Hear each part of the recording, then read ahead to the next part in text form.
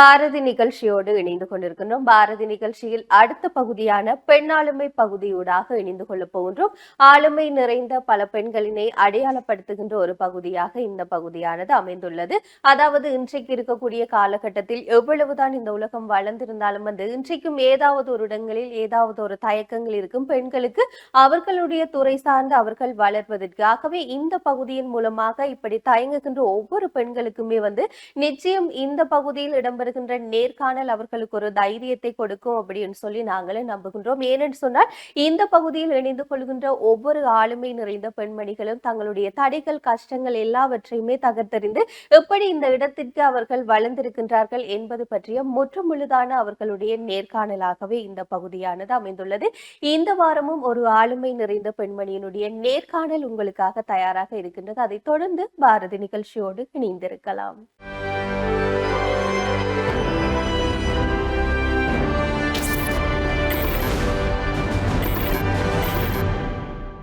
நேர்கள் அனைவருக்கும் இனிமையான சந்தோஷமான வணக்கங்கள். மற்றும் ஒரு பாரதி நிகழ்ச்சியின் பெண்ணாளுமை பகுதியின் வாயிலாக இன்றைய தினத்திலும் உங்கள் அனைவரையும் சந்திப்பதில் மிக்க மகிழ்ச்சி.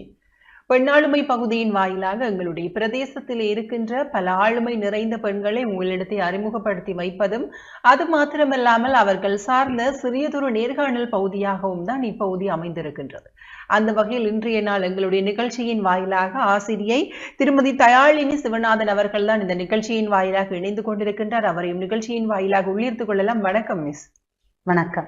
நிகழ்ச்சியினுடைய ஆரம்பத்திலே எங்களுடைய அழைப்பினை ஏற்று வருகை தந்தமைக்கு முதல்க நன்றிகளையும் வாழ்த்துக்களையும் தெரிவித்துக் கொள்கின்றோம். நன்றி மிஸ். நன்றி. அதாவது நான் ஒரே ஒரு அறிமுகத்தில இருந்து உங்களை அறிமுகப்படுத்தி இருக்கின்றேன். ஆசிரியராக கடமையாற்றி கொண்டிருக்கின்றீர்கள் தற்பொழுது. சரி மிஸ், நீங்க உங்களுடைய அறிமுகம் சார்ந்து கூறுங்க. அனைவருக்கும் வணக்கம். எனது பெயர் தயாளினி சிவநாதன். எனது சொந்த ஊர் தீவகம் புளியங்கூடல். நான் ஆரம்ப கல்வியை வேலனை சைவப்பிரகாச வித்தியாசாலையிலும் மேற்படிப்பை வேலனை மத்திய கல்லூரியிலும் கற்று பின்னர் எனது ஆசிரியர் தொழிலிலே நான் இப்போது 26 வருடங்களை பூர்த்தி செய்து யாழ்ப்பாணத்தில் கொக்குவில் ஸ்ரீ ராமகிருஷ்ண வித்தியாசாலையிலே ஆரம்ப கல்வி ஆசிரியராக கடமையாற்றி கொண்டிருக்கின்றேன். அந்த ஒரு 26 வருட பயணம் என்பது சாதாரணமாக இல்லை, ஒரு நீண்ட கால ஒரு பயணம்.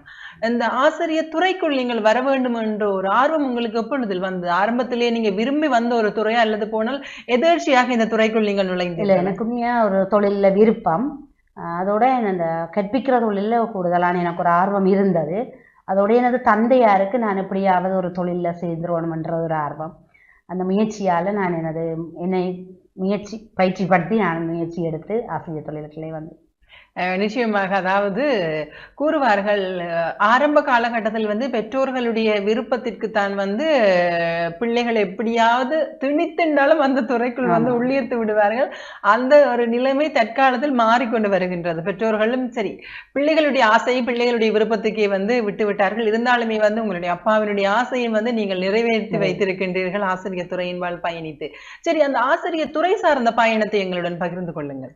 உண்மையிலே எனது ஆசிரியர் தொழில் 1999 ஆரம்பம். அந்த பிரச்சனை விட்டதில் நாங்கள் யாழ்ப்பாணத்தில் தான் வசித்து வந்த நாங்கள் ஊராற்றுறையில் தான் எனக்கு முதல் கிடைத்தது. எனக்கு முதல் ஆசிரியர் தொழிலே நான் ஊராற்றுறையில் ஒரு சிஸ்டருடைய பாடசாலையில் தான் எனக்கு அந்த கற்பித்தல் தொழில் கிடைத்தது. உண்மையிலேயே அது ஒரு முதல் அனுபவம். என்னென்னு சொன்னால், நாங்கள் அந்த நிறைய பேரோட போய் கலந்து அங்கே நிறைய பிள்ளைகள் எழுதினோம். 30, 35, 40 பிள்ளைகள் ஒவ்வொரு வகுப்புலையும் நிறைய பிள்ளைகள் எழுதினோம். எல்லா பிள்ளைகளும் ஒவ்வொரு வித்தியாசமான பிள்ளைகள். எனக்கு அந்த பிள்ளைகளோட போய் பழகைக்குள்ள நான் அந்த பிள்ளைகளோட பழகிட்டு வீட்டை அந்த பிள்ளைகளோட பேர் எனக்கு என்ன அறியாமலே நான் இரவில் நித்திரையில் சொல்கிற அளவுக்கு அப்படி ஒரு விருப்பமான தொழிலாக இருந்தது. நெடுகலம் கூப்பிட அவங்க பேர் எனக்கு நெடுகலம் வாயில் கொண்டு அந்த சின்ன பிள்ளைகளோடு நாங்கள் பழகிற அந்த முதல் அனுபவம் அது. எல்லாரோட நாங்களும் விளையாடுற விளையாட்டு பிள்ளைகள் மாதிரி நாங்களும் மாறிடுவோம். அவைய போல் நாங்களும் கதைக்கிறதா மாறிடுவோம். அப்படி நிறைய ஒரு நல்ல ஒரு அனுபவம் எனக்கு. அதோட மற்றது நாங்கள் நிறைய விஷயங்களை அறியக்கூடியதாகவும் இருந்தது. அந்த ஆசிரியர் தொழிலுக்கு போன பிறகு நாங்கள் எங்களை வளர்த்து கொண்டது இன்னும் அதிகமானதாகத்தான் இருந்துக்குன்னு சொல்லலாம். குறிப்பாக மிஸ் கூறுவார்கள், வேற எந்த துறையிலும் இல்லாத ஒரு துறை வந்து ஆசிரியர் துறை. நாங்கள் இளமையாகவே இருக்கலாம் என்று கூறுவார்கள். ஏனென்றால் வந்து சிறிய பிள்ளைகளுடன் இருக்கிறதால வந்து வயது கூடிக்கொண்டு போனாலுமே வந்து அந்த இருக்கிற சூழலை பொறுத்து நாங்கள் இளமையாக இருந்து கொள்ளலாம் என்று சொல்லுவார்கள். அது மாத்திரமல்லாமல் எத்தனை வயது ஆனாலுமே வந்து கற்றுக்கொண்டிருக்கக்கூடிய துறையும் கூட ஆசிரியர் துறையாக இருக்கும். நாங்கள் மாணவர்களுக்கு படிப்பிப்பதற்காகவே என்னமோ தெரியவில்லை, நாங்களுமே வந்து எங்களை படிப்பித்துக் கொண்டேவே இருக்க வேண்டும். அந்த ஒரு சிறப்புகளுமே வந்து இந்த ஆசிரியர் துறையிலே வந்து காணப்படுகின்றது. உண்மையாகவே வந்து எங்களுடைய ஆசிரியர்களை வந்து இந்த நேரத்தில் நானும் ஒருக்க நினைவு கூர்ந்து கொள்ளுகின்றோம். ஏனென்றால் ஆரம்ப கல்வி 6 வயதில் எங்களுடைய 1ஆம் வகுப்பு தொடங்குகின்றது. 6 வயதிலிருந்து 19 வயது வரைக்கும். 6 வயதுக்கு முன்னர் வந்து ஆரம்ப கல்வி நர்சரியில நாங்க படிச்சிருப்போம். 19 வயது வரைக்கும் அவர்களுடைய, அதிலும் குறிப்பாக பெற்றோர்களுடைய வளர்ப்பு என்று கூறாமல் வந்து பாடசாலை ஆசிரியர்களுடைய வளர்ப்பு என்றுதான் நாங்கள் நிச்சயமாக கூறிக்கொள்ளணும். ஏனென்றால் 8 மணியிலிருந்து 2 மணி வரைக்கும் அவர்களோட இருந்து கொள்வோம். 2 மணிக்கு பிறகு வந்து டியூஷன்ஸ் கிளாஸ், மாலை நேர வகுப்புகள் என்று அங்கேயும் போய் ஒரு 3 மணித்தியாலம் வந்து ஆசிரியர்களுடன் செலவிடுவோம். இரவு வந்தால் வந்து நித்திரையாகி விடுவோம். அப்ப அது பேரண்ட்ஸுக்கும் அந்த ஒரு டைம் இது இல்லை, ஆசிரியர்களுக்கும் அந்த ஒரு டைம் இல்லை. பட் பொதுவில் வந்து குறிப்பிடைகளை வந்து ஆசிரியர்களுடன் எங்களுடைய நேரத்தை செலவிடுவது என்பது அதிகமாக இருக்கின்றது. ஆயினும் நீங்க மிஸ் உங்களுடைய இந்த 26 வருடங்கள் தொடங்குவதற்கு முன்னர் இருந்த ஆசிரியர் மாணவர்களுக்கு இடையிலான இருந்த பிணைப்பும் இப்பொழுது இருக்கின்ற அந்த ஆசிரியர் மாணவர்களுக்கும் இடையிலான பிணைப்பு எவ்வாறாக இருக்கின்றது என்பதை நீங்க உணர்ந்து கொள்ளுறீங்க? நாங்க படித்த காலத்துல என்று சொல்றது வந்து ஆசிரியர்களோட வந்து நாங்கள் தண்டனையோட தான் நாங்க படிச்சோம். நாங்கள் அந்த காலம் வந்து உண்மையிலே எங்களுக்கு நிறைய தண்டனைகள் கிடைத்திருக்கும். அந்த தண்டனைகளை நாங்கள் ஏற்றுக்கொண்டு படித்த நாங்கள். இப்போ இருக்கிற சூழலில் வந்து தண்டனை என்றது இல்லாத ஒரு கற்பித்தல் முறையாக மாறிவிட்டது. தண்டனை வழங்கினா அந்த பிள்ளை எங்களை எதிரியாகத்தான் பார்க்கும். அதுக்கு அதை விட மற்றது தண்டனைன்றதை கொடுத்தா அந்த பிள்ளை கற்றல்ல வந்து மழுங்கடிக்கப்படுதுன்ற ஒரு எண்ணக்கரு அதில் வளருது. அப்போ அதால் நாங்கள் எங்களுடைய அன்பு எவ்வளவுக்கு செலுத்தக்கூட வேலுமோ அந்த அளவுக்கு அன்பை செலுத்தோம். முந்தி அப்படி இல்லை, எங்களுக்கு ஒரே அடி விழும், என்ன பிள்ளை செய்தாலும் உடனே அடி விழும். இப்போ அடிக்கவே கூடாது, அவைய கூப்பிட்டு பக்கத்துல அணைச்சு தடவி கதைச்சாதான் அது எங்களோட சேர்ந்து வழங்கினோம். உண்மையில பிள்ளைகள் வந்து வீட்டில் எந்த விஷயங்களை சொல்ல இல்லைன்றாலும் டீச்சர்கிட்ட வந்து சொல்லக்கூடிய ஒரு விருப்பத்தோட இப்போ இருக்கணும்னு சொல்லலாம். முந்தி அப்படி இல்லை, டீச்சர்கிட்டையும் சொல்ல மாட்டோம், வீட்டையும் சொல்ல மாட்டோம், மனதுக்குள்ள அடக்கி வச்சிருப்போம். இப்போ அப்படி இல்லை, பிள்ளை வந்து டீச்சர்கிட்ட தான் சொல்லும், அம்மாட்ட சொல்லாத விஷயத்தையெல்லாம் டீச்சர்கிட்ட வந்து சொல்லும். அப்படி ஒரு இறுக்கமான பிணைப்பு இருக்குது ஆசிரியர் மாணவர்களிடையே என்று சொல்லலாம். அதே நேரத்தில் வந்து நீங்க தண்டனைகள் பத்தி கதைத்திருந்தீர்கள். ஆரம்ப காலத்தில் நாங்களுமே வந்து இந்த அடி வேண்டி படித்த ஒரு அந்த ஒரு ஆண்டிலிருந்து வந்தாக்கள் தான். நான் அதன் பிறகு வந்து இப்ப பார்த்தோமானால் நீங்க கூறினது போல வகுப்பில் ஒரு குரல் உயர்த்தி கூட ஆசிரியர்கள் வந்து கதைக்க இயலாத ஒரு சூழ்நிலை தற்காலத்தில் நிலவுகின்றது. இது என்னவாறாக இருக்கின்றது மிஸ்? மாணவர்கள் அன்றைய காலத்தில் நாங்கள் கடைபிடித்த ஒழுக்கமும் இப்பொழுது இருக்கின்ற மாணவர்கள் கடைபிடிக்கின்ற ஒழுக்கமும் ஒரே மாதிரியாக இருக்கின்றதா? அந்த மாணவர்களிடையே வந்து உண்மையில அந்த முந்தின காலத்துல வந்து நாங்க போர் சூழல் எல்லா சூழலையும் சமாளிச்சு கொண்டு வந்த நாங்க. அந்த காலத்துல எங்களுக்கு அடியோ போரோ எதையும் நாங்க தாங்குற இதயம் இருந்தது. இன்று இருக்கிற பிள்ளைகளுக்குள்ள வந்து அந்த இது இல்லை. என்னென்னு சொன்னா அவைக்கு வந்து இப்ப போர் சூழல் என்றாலே என்னே தெரியாத பிள்ளைகளா தான் இருக்கிறேன். அப்படி வளர்ந்து கொண்டு வர பிள்ளைகளுக்கு ஒரு சின்ன ஒரு கூட நாங்கள் உயர்த்தி கதைச்ச உடனே அவன் முகம் உடனே கருத்துரும். அதுக்கு பிறகு கதைக்க மாட்டேன். நல்லா கதைக்க வந்து வர பிள்ளை நாங்கள் கொஞ்சம் ஒரு குரலை உயர்த்தி கதைச்சோன்னா அப்படியே அமைதியாகிடு, சொல்ல வந்ததையே சொல்லாமல் போயிடுவாங்க. அப்படி ஒரு நிலைமையில தான் இப்போ இருக்குதுகள் பிள்ளைகள். வீட்டில் அடி வாங்கினாலும் எங்களோட பள்ளிக்கூடத்தில் ஒரு செல்ல பிள்ளைகள் மாதிரி தான். அது இன்றைய காலத்து பிள்ளைகளுக்கு வந்து ஒரு கொடுத்து வைத்த ஒரு நிலைமை என்று சொல்லலாம். நாங்கள் கூடவே அவ்வாறாக இல்லை. தண்டனைகளும் அடிகளும் வேண்டித்தான் வந்து இந்த 19 வயது வரைக்கும் எங்களுடைய பாடசாலை கல்வியை வந்து முடித்துக் கொண்டோம். எனக்கு தெரிந்து எங்களுக்கு பிறகு வந்த காலத்தில் தான் இந்த தண்டனைகள் எதுவுமே இல்லாமல் வகுப்பறைகள் தடி கொண்டு போகக்கூடாது அப்படி எல்லாமே வந்து ஒரு சட்டமே வந்திருந்தது. இருந்தாலுமே வந்து மாணவர்களுமே வந்து தங்களுடைய படிப்பில் கூடுதல் அக்கறையுடன் தான் இன்றைய காலத்துல வந்து இருக்கிறார்கள். என்னட்டு ஒரு அம்மா வந்து சொல்லுவா, அந்த பிள்ளை எழுதுவா, நல்ல கெட்டிக்கார பிள்ளை. ஆனா அந்த அம்மா வந்து சொல்லுவா, டீச்சர் நீங்க அடிக்க இல்லையா அந்த பிள்ளை உருப்பெழுத்தா எழுத இல்லையாண்டா எனக்கு வந்து சொல்லுவா. அப்ப அதுக்காக என்னை அடியும் கொண்ட என் அம்மா சொல்லிட்டு போறான்னு சொல்ற ஒரு அளவுக்கு அந்த பிள்ளை போய் சொல்லுது, அம்மா எனக்கு டீச்சர் அடிக்கிறேன் பேசுறேன் அதான் நான் பிள்ளையா எழுதுறேன்னு வீட்டை போய் அந்த பிள்ளை சொல்லுதுன்னா அந்த பிள்ளைக்கு அப்ப டீச்சர் எனக்கு ஒருக்கா வெறுட்டினா தான் நான் படிப்பேன்ன்ற மாதிரி ஒரு எண்ணக்கு தான் அந்த பிள்ளைக்கு இருக்குது. சில பிள்ளைகள் ஒவ்வொரு வித்தியாசம். ஒரு பிள்ளை நல்ல வடிவா கதைக்குமென்று சொன்னா அந்த பிள்ளை கதைச்சு கொண்டு வந்து அன்றைக்கு கொஞ்சம் உயர்த்தி கதைச்சிட்டா அந்த ஃபுல்லா கதைக்காது. அன்றைக்கு ஃபுல்லா அவரோட மைண்டே மாறிடும். அது எழுதுறதோ படிக்கிறதோ வாசிக்கிறதோ எல்லாமே மாறிடும். ஒவ்வொரு பிள்ளையும் எங்களுக்கு 20 பிள்ளைன்னா 20 பிள்ளையும் ஒவ்வொரு மாதிரி தானே வரும், ஒவ்வொரு இடத்துல இருந்து வருது, ஒவ்வொரு வித்தியாசமா இருந்து வருது. அப்ப அவ்வளோத்தையும் நாங்கள் எங்களோட ஹைக்ல சமாளிக்க வேணும் இல்லோ. நிச்சயமாக அதிலும் குறிப்பாக அவர்களுடைய அந்த வாழுகின்ற சூழலை பொறுத்து கூட இது கட்டாயம் மாறுபடும். ஏனென்றால் எல்லோருக்குமே வந்து ஒரே மாதிரி சூழ்நிலை இருந்து விடாது. எல்லோருடைய பெற்றோருமே வந்து ஒரே மாதிரி இருக்க மாட்டார்கள். சில பேர் வசதி படைத்தவர்களாக இருப்பார்கள், சில பேர் அன்றாடம் கூலி வேலை செய்கின்ற பெற்றோருடைய பிள்ளைகளாக இருக்கலாம். அவர்களுக்குமே வந்து ஒவ்வொருத்தருக்குமே வந்து மனநிலைகள் மாறுபட்டு கொண்டிருக்கும். அதிலும் குறிப்பாக கொஞ்சம் இடைநிலை கல்வி அல்லது உயர்கல்விக்கு செல்லுகின்ற மாணவர்களை பார்க்கிலும் வந்து ஆரம்ப கல்வி மாணவர்கள் இன்னும் நாங்கள் அவர்களை மிக அவதானமாகவும் கவனமாகவும் கையாண்டு கொள்ள வேண்டும். ஏன்னா அவர்களுடைய ஆரம்ப காலகட்ட அந்த உளநிலை வந்து பாதிப்படைந்தால் அதன் பின்னர் அவர்களுடைய வாழ்க்கை முற்றுமுழுதாக பாதிப்படைந்து விட்டுரும். எங்களுடைய ஆரம்ப காலத்தில் நாங்கள் எங்களுடைய ஆழ்மனதில் என்ன விடயங்கள் ஞாபகம் இருக்கின்றதோ அது போலத்தான் வந்து நாங்கள் வளருகின்ற பட்சத்தில் வந்து எங்களையுமே வந்து வளர்த்து கொண்டிருக்கின்றோம். சரி மிஸ், அவர் பார்க்கையில் வந்து இந்த ஒரு ஆசிரியர் துறையில் வந்து 26 வருடங்கள் பயணித்துக் கொண்டிருக்கின்றீர்கள். இன்னும் உங்களுடைய இந்த சேவை தொடர வேண்டும் என்று நாங்களும் எங்களுடைய நிகழ்ச்சியின் சார்பில் வாழ்த்துக்களையும் தெரிவித்துக் கொள்கின்றோம். அதனுடன் இணைந்துமே இந்த இவ்வளவு கால வாழ்க்கையில் வந்து நீங்கள் எதிர்கொண்ட சவால்கள் தொடர்பாக கூறுங்கள். மீள சவால் என்று சொல்றேன்னு சொன்னா, நாங்கள் இப்போ போராட்ட காலத்தில் நாங்கள் போக்குவரத்துல நிறைய சவால்களை எதிர்நோக்கி இருக்கிறோம். அதே போல பாடசாலையில கற்பித்தல்லையும் எங்களுக்கு வந்து இறுக்கமான நிலைமைகள் ஏற்பட்டிருக்கும். ஆனால் நாங்கள் அதில் சமாளித்து நாங்கள் அதுக்கேற்ற மாதிரி கொண்டு போயிடுவோம். எதையும் நாங்கள் ஒரு பெரிய பாரதூரமானதாக எடுக்காமல் அவையோட இசைஞ்சு போகிற மாதிரி கொண்டு வந்து நாங்கள் அந்த சவால்களை எப்படியாவது எதிர்நோக்கி முகம் கொடுக்கக்கூடிய அளவுக்கு மாறிடுவோம். நிச்சயமாக அது ஒரு சிறந்த ஒரு விடயமானால் இன்றைய கால பிள்ளைகள் அல்லது போனால் இன்றைய கால இளைஞர்கள் யுவதிகளிடத்தை வந்து நோக்குகின்ற பொழுது சவால்களை எதிர்கொள்கின்ற மன பக்குவமே வந்து அவர்களிடத்தில் சரியான குறைவு என்று சொல்லுகின்றேன். அவர்கள் அதை தாங்கிக் கொள்ள முடியாமல் வந்து தவறான முடிவெடுக்கின்ற ஒரு சூழ்நிலை கூட அண்மையில் அதிக அளவிலானோர் வந்து எதிர்கொண்டிருக்கின்றார்கள். குறிப்பாக அந்த பாடசாலை மாணவர்கள் அவற்றிலும் அந்த பெறுபவர்கள் வெளியாகின்ற சந்தர்ப்பத்தில் இவர்களுடைய எண்ணிக்கை வந்து சடதியாக அதிகரிக்கின்றது. மாறாக அந்த தவறான முடிவு எடுப்பவர்கள் தாங்கள் எதிர்பார்த்த பெறுபேறு தாங்கள் எதிர்பார்த்த புள்ளி கிடைக்கவில்லை என்றால் வந்து உடனடியாக தவறான முடிவெடுத்துக் கொள்ளுகிறார்கள். அது ஒரு ஆரோக்கியமற்ற ஒரு நிலைதானே மிஸ். அவ்வாறான பிள்ளைகளுக்கு நீங்கள் என்ன ஆலோசனை கூறுவீர்கள்?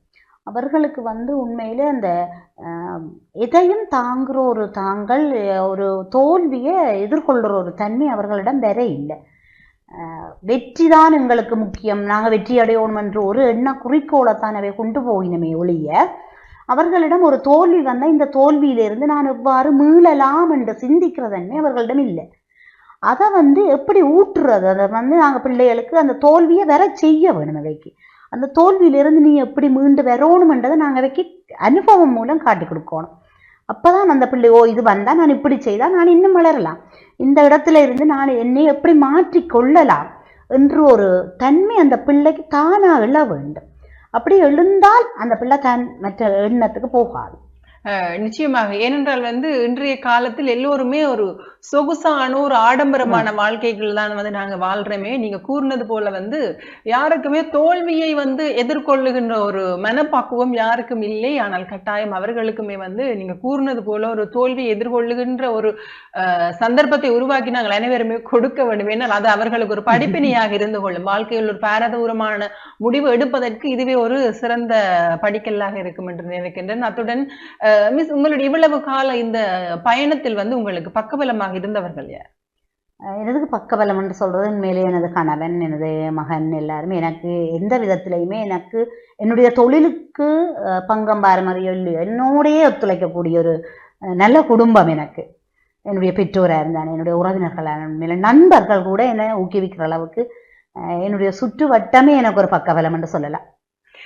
நிச்சயமாக மிஸ். ஏனென்றால் இன்றைய காலத்தில் ஒருவருடைய பேஷன் அல்லது போன எங்களுடைய ஆசைக்கு வந்து பக்கபலமாக அல்லது உறுதுணையாக நிற்பவர்கள் வந்து குறைவானவர் தான். அதிலும் குறிப்பாக குடும்ப உறவுகள் மட்டும்தான் வந்து எங்களுக்கு சப்போர்ட் செய்வார்கள். அவர்களை தாண்டி வந்து யாரும் எங்களுக்கு ஒரு உறுதுணையாக நிற்பார்களாண்டா இல்லை. உங்களுக்கு ஒரு அழகான குடும்பம், உங்களுடைய கனவை உங்களுடைய ஆசையை வந்து நிறைவேற்றக்கூடிய அளவிற்கு ஒரு குடும்பம் கிடைத்திருக்கின்றது. அதிலுமே வந்து மகிழ்ச்சி, சந்தோஷம். அதனுடன் இணைந்த இன்னும் ஒரு விடயத்தை பார்த்தோமானால் வந்து நீங்கள் கவிதை துறையின் பாலுமே வந்து ஆர்வம் கொண்டிருக்கின்றீர்கள். எங்களுடைய குடும்பத்திலேயுமே வந்து பல நிகழ்ச்சிகளின் வாயிலாகவும் நீங்க கலந்து கொண்டிருக்கின்றீர்கள். உங்களுடைய கவிதை தொகுப்பு கருக்கூடு மேகங்கள் என்ற ஒரு கவிதை தொகுப்பையுமே வந்து நீங்கள் வெளியிட்டிருக்கின்றீர்கள். இந்த ஒரு கவிதை துறை சார்ந்த ஆர்வம் உங்களுக்கு எப்போது வந்தது? உண்மையிலே எனக்கு அந்த நான் படிக்கிற காலத்திலே சின்ன சின்ன சிந்தனை துளிகளை நான் எழுதி கொண்டு வருவேன். அது எந்த பாட்டில் நான் கொப்பியல் எழுதுவேன், இல்லை வெளியிடுறேன் இல்லை. ஆனால் நான் எனக்குள்ள எழுதி எழுதி எழுதி நிறைய அது நான் இதை சிந்திக்கைகள் ஏதோ உண்ட ஒரு கருப்பொருள் உண்டை நான் எடுத்தேன் என்று சொன்னால் அதுக்கு நான் ஒரு வரிகளை அமைத்து அது ஒரு அல்லது விழிப்புணர்வு, அதாவது மற்றவர்களுக்கு போய் சேரக்கூடிய ஒரு விழிப்புணர்வு சிந்தனையாகவும் நான் அதை எழுதி எழுதி பழகியிருக்கிறேன். குறுகிய காலம் இந்த கொரோனா காலம் வந்த பிறகுதான் எனக்கு இந்த நிரந்தரமாக எனக்கு இந்த கவிதை என்று எழுதுறதுக்கு ஒரு ஈடுபாடு கிடைச்சது. அந்த சந்தர்ப்பங்கள் கிடைக்கிறதுன்னு சொன்னது, அந்த லீவுகள் அதில் இருந்து பொழுதுபோக்காக நான் இதை எழுத தொடங்கினான். அதோட முகநூல் குழுமங்களில் வந்து நிறைய போட்டிகள் நடைபெற்றது. அந்த போட்டிகள்லையும் நான் உண்மையில் இந்த கவிதைகளை எழுத தொடங்கி இன்றைக்கு நான் ஒரு புத்தகத்தையும் வெளியிட்டு ஒரு கவிஞர் என்ற நல்ல ஒரு இடத்துக்கு வந்திருக்கேன் என்பது உண்மையில எனக்கு மிகவும் மகிழ்ச்சியானது. நிச்சயமாக மிஸ், அதற்குமே நாங்களும் வாழ்த்துக்களை உங்களுக்கு தெரிவித்துக் கொள்கின்றேன். உங்களுடைய இந்த கருக்கூடு மேகங்கள் இதுதான் உங்களுடைய முதலாவது கன்னி நூலாக இருக்கின்றது. கவிஞர் என்ற ஒரு அங்கீகாரத்தையும் அடையாளத்தையும் உங்களுக்கு வழங்கி இருக்கின்றது. இந்த நூல் வெளியீட்டு அனுபவம் தொடர்பாக பகிர்ந்து கொள்ளுங்க. உண்மையில நான் இந்த கவிதைகளை எழுதி கொண்டு வரும்போது எனது நண்பர்கள், எனது உறவினர்கள் எல்லாரும் சொல்லிக்கிறேன், நீ எழுதுற கவிதைகளை நீ ஒரு தொகுத்து எல்லாருக்கும் அது போய் சேரக்கூடிய ஒரு வழியில செய்தா இது வந்து ஒரு நிரந்தரமாக இருக்கும் தானே என்று சொல்லி எனக்கு ஆர்வமூட்டினது எனது நண்பர்கள், உறவினர்கள் அனைவரும் தான் எனக்கு ஆர்வமூட்டினார்கள்.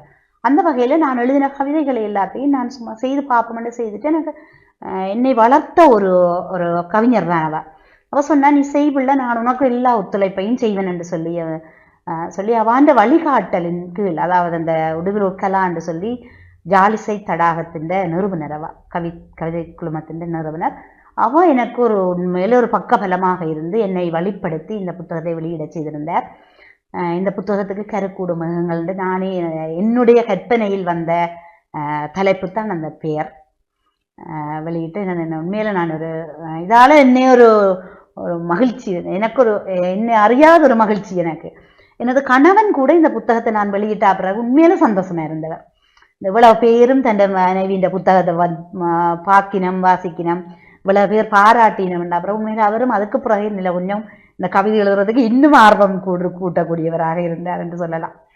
நிச்சயமாகவே உங்களுடைய அந்த ஆரம்ப படிதான் வந்து கடினமாக இருக்கும். அதன் பிறகு வந்து நீங்கள் எடுத்து வைக்கின்ற படிகள் எல்லாமே வந்து உங்களுக்கு பழக்கப்பட்ட படிகளாகத்தான் இருந்து கொள்ளும். நீங்கள் ஆரம்ப படியை வந்து எடுத்து வைத்து விட்டீர்கள். இன்னுமே வந்து உங்களிடத்துல இருந்து அதிக அளவிலான தொகுப்புகளையும் நாங்கள் எதிர்பார்த்து நிற்கின்றோம். நீங்க ஆரம்பத்தில் கூறியிருந்தீர்கள், எனக்கு மனதில் தோன்றிய கிறுக்கல்களை வந்து நான் முதலில் எழுதினேன், அதன் பிறகுதான் வந்து இவ்வாறாக ஆவணப்படுத்தி வைத்திருக்கின்றேன் என்று கூறியிருந்தீர்கள். ஆவணப்படுத்தலுமே வந்து ஒரு விதத்தில் சிறந்த ஒரு விடயம்தான். ஒரு 10-15 வருடங்களுக்கு பிறகு வந்து நாங்கள் என்ன விடயம் செய்திருக்கின்றோம், எந்த ஒரு விடயத்தை நாங்கள் சாதித்து பார்த்திருக்கிறோம் என்று பார்த்தோம்னால் ஆவணப்படத்தில் ஒன்று இல்லாமல் விட்டால் அது கேள்விக்குறியாதான் இருக்கும். வாய் மூலம் வந்து இவ்வளவு பேருக்கு நாங்கள் சொல்லிக்கொள்ளேன், இவ்வளவு விடயத்தை நான் சாதித்திருக்கிறேன், இவ்வளவு விடயத்தின் பால் வந்து நான் ஈடுபட்டிருக்கிறேன் என்று கூறி அது யாருமே வந்து ஏற்றுக்கொள்ள மாட்டார்கள். இவ இன்னும் சும்மா தானே சொல்லிட்டு போறான்னு தான் நினைப்பார்கள். இருந்தாலுமே வந்து இந்த ஆவணப்படத்தில் ஒரு சிறந்த ஒரு ஆவணப்படத்திலாக இருக்கும் என்று நானுமே நினைக்கின்றேன். மேலும் உங்களுடைய இனிவரும் அடுத்த படைப்புகளுக்கும் நாங்களும் வாழ்த்துக்களையும் சொல்லிக் கொள்கின்றோம். படைப்பு ஆயத்தமாக இருக்கிற அடுத்த வருடம் மட்டும் அந்த படைப்புகளையும் வெளியிடணும் என்ற ஒரு ஆர்வம். நிறைய கவிதைகள் இருக்கின்றது. நான் இன்னும் அதை அடுத்த நூலை வெளியிடுவதற்காக தீர்மானம் எடுக்கவில்லை. விரைவில் அதை வெளியிட வேண்டும் என்று. உண்மையில நான் இந்த கவிதை எழுத தொடங்கிகளை நான் அதையும் உங்களுக்கு ஒரு சொல்லி வைக்க வேண்டும். ஒரு தோல்விதான் என்னை இந்த அளவுக்கு உயர்த்தி விட்டது என்று நான் சொல்லுவேன். நான் ஒரு போட்டி குழுமத்தில் வந்து கவிதை எழுதினால் அந்த கவிதையை அவர்கள் ஏற்றுக்கொள்ளவில்லை, விதிமுறைக்கு அப்பாற்பட்டு விட்டது என்று சொல்லி அதை தட்டியே விட்டார்கள்.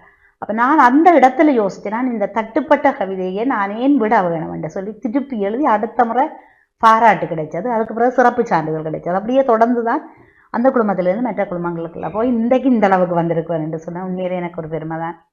நிச்சயமாக அது ஒரு என்று சொல்லலாம். உங்களுடைய தோல்வி வந்து என்ன இன்னும் எழுது என்ற தூண்டுற தூண்டுகோலா இருந்தது என்று சொல்லலாம். அதாவது எங்களுக்குள்ள இருக்கின்ற ஒரு விஷயத்த யாராவது நீங்க சொல்லும் பொழுது உதாசீனப்படுத்துகின்ற பொழுதுதான் நாங்கள் மேலும் அந்த ஒரு விடயத்தின்பால் சாதித்து காட்ட வேண்டும். அதன் பால் ஒரு உத்வேகம் ஒன்று எங்களுக்குள்ள அதிகரிக்கும். அதே மாதிரி உங்களுடைய உத்வேகத்தை அந்த தோல்விதான் தட்டி எழுப்பி இருக்கின்ற நினைக்கின்ற. உங்களுக்குள்ளேயே ஒரு கவிஞர் இருக்கிறாரா, எனக்குள்ளேயும் ஒரு கவிஞர் இருக்கிறார் என்பதனை அந்த தோல்விதான் எடுத்துக்காட்டி இருக்கும். கூறுவார்கள் தோல்விதான் வெற்றியினுடைய முதல் படி என்று கூட கூறிக்கொள்வார்கள். அது யாருடைய விடயத்தில் ஒத்து போகுதோ இல்லையோ உங்களுடைய விடயத்தில் நிச்சயம் ஒத்து போய் இருக்கின்றது. வாழ்த்துக்கள் மிஸ். நீங்க மேலும் மேலும் பல படைப்புகளையும் நீங்க படிக்கணும். அதே நேரத்தில் பார்த்தோமானால் பல படைப்பாளிகள் பல எழுத்தாளர்கள் இந்த இலக்கிய உலகத்தில் தினம்தோறுமே உருவாகி கொண்டிருக்கின்றார்கள். நீங்களுமே ஒரு ஆரம்ப காலகட்டத்தில் உருவாகி இருக்கக்கூடிய ஒரு இலக்கியத்துறை சார்ந்த ஒரு நபர் தான். அவ்வாறு இருக்கையில் இந்த வளர்ந்து வருகின்ற புதிய எழுத்தாளர்களுக்கு உங்களுடைய அறிவுரைகள் என்னவாக இருக்கும்? இந்த புதிய எழுத்தாளர் என்று நிறைய இளம் தலைமுறைகள் நிறைய எழுதி கொண்டிருக்கின்றார்கள்.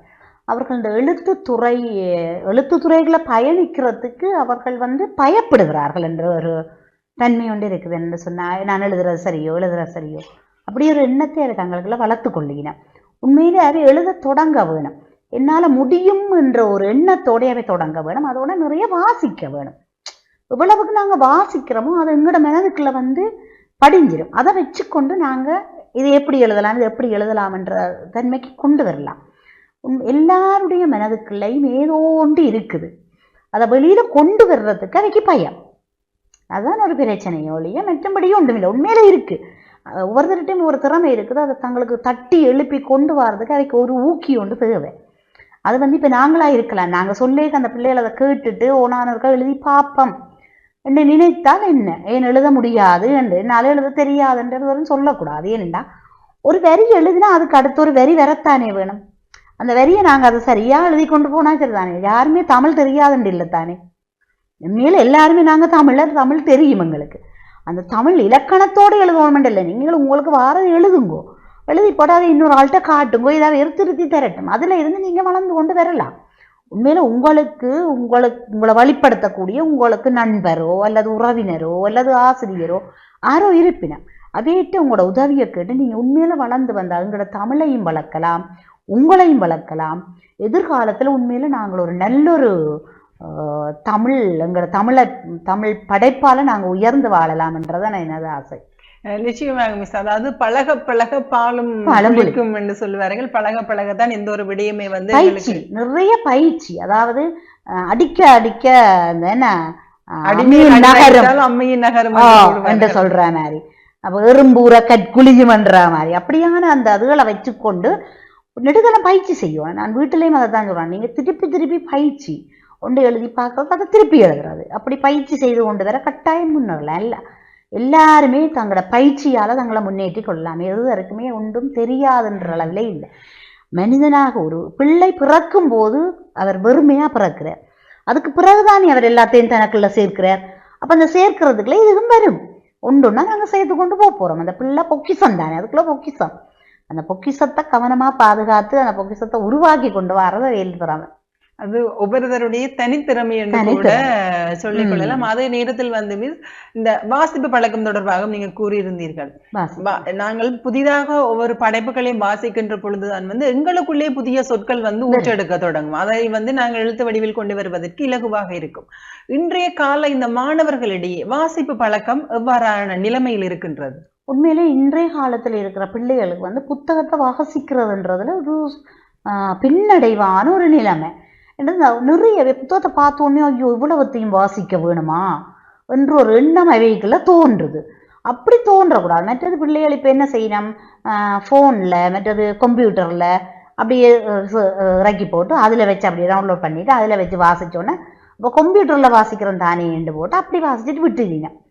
அதையும் பெருசாக அந்த இன்ட்ரெஸ்டாக எடுத்து புத்தகத்தில் இருக்கு. உண்மையில எங்களோட ஆவணம்ன்றது புத்தகம்தான். இன்றைக்கு படிச்சுட்டு நாளைக்கு திருப்பி எடுத்து அதை பார்க்கறதுன்னா அந்த புத்தகம் தானே. அப்போ நிறைய புத்தகம் நூலகத்தில் நிறைய புத்தகம், எல்லா புத்தகமும் இருக்கு. ஆனால் அந்த புத்தகங்கள் சிலது கசங்காமல் இருக்குது. என்ன காரணம்? எங்கட பிள்ளைகள் இப்போ போறதில்லை, புத்தகத்தை வாசிக்கவே இல்லை. அந்த புத்தகத்தில் வாசிக்கிற சிந்தனையை பிள்ளைகளுக்கு தூண்டே இல்லை. வீட்டில் அம்மா அப்பா போனை கொடுக்குற நேரத்தில் ஒரு புத்தகத்தை வேண்டி கொடுங்க. ஒரு சின்ன பிள்ளை இப்போ ஒரு பிள்ளைக்கு ஒரு மாதத்தில் ஒரு முந்தைய கதை ஒன்று இருக்கு. ஒரு புத்தகம் வாசிச்சா அந்த பிள்ளைக்கு அடுத்த புத்தகம் திருப்பி வேண்டி கொடுக்கணும். இந்த வாசிச்ச முடி உனக்கு நான் அடுத்த புத்தகம் வாங்கி தருவேன். அப்படி ஆர்வத்தை ஊட்டி ஊட்டி ஊட்டி ஒரு சின்ன பிள்ளை கொண்டு வரையில அந்த பிள்ளை வளர்ந்த பிறகு சொல்லவே தேவையில்லை. ஒரு 10 வயசு வரையும் பிள்ளைய வாசிக்க பழகிட்டோம்னா அதுக்கு பிறகு சொல்ல தேவையில்லை. பிள்ளைக்கு தானா வாசிக்கும், தானா தேடி வாசிக்கும். தேடுற தன்மையை அந்த பிள்ளைக்கு கொண்டு வர வேணும். நிச்சயமாக அதுக்கு பெற்றோர்கள் தான் முழு முதல் காரணமாகவும் பெற்றோர்களும் ஆசிரியர்களும் இருந்து கொண்டால் கட்டாயம் அந்த பிள்ளையும் தனக்கு தேவையான விடயங்களை தானுமே கற்றுக்கொள்ளக்கூடிய வாய்ப்புமே கிடைத்துக் கொள்ளும். அதனுடன் இணைந்து மிஸ் நீங்களும் இவ்வளவு நேரமாக எங்களுடன் இணைந்து கொண்டு எங்களுடைய நேயர்களுக்கு பல தகவல்களையும் பல கருத்துக்களையும் கூறியிருந்தீர்கள். அதற்குமே நாங்களும் எங்களுடைய நிகழ்ச்சியின் சார்பில் நன்றிகளையும் தெரிவித்துக் கொள்கின்றோம். நன்றி மிஸ். நன்றி நன்றி. நல்லது நேர்களே, மற்றும் ஒரு நிகழ்ச்சியின் வாயிலாக உங்கள் அனைவரையும் சந்திக்கும் வரையில் இன்றைய நாள் இந்த நிகழ்ச்சியில் இருந்து விடைபெற்று செல்லும் நான் ரோகிணி அருந்தவ செல்லும். நன்றி நேர்கள்.